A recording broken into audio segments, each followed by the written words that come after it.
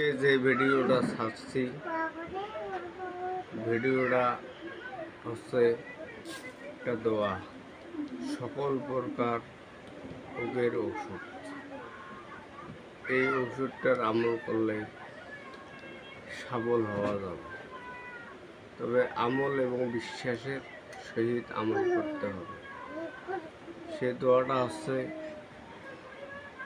সূরা ফাতিহা। বিসমিল্লাহির রহমানির রহিম। আলহামদুলিল্লাহি রাব্বিল আলামিন। আর রহমানির রহিম। মালিকি ইয়াউমিদ্দিন। ইয়্যাকা না'বুদু ওয়া ইয়্যাকা নাস্তাঈন। ইহদিনাস সিরাতাল মুস্তাকিম।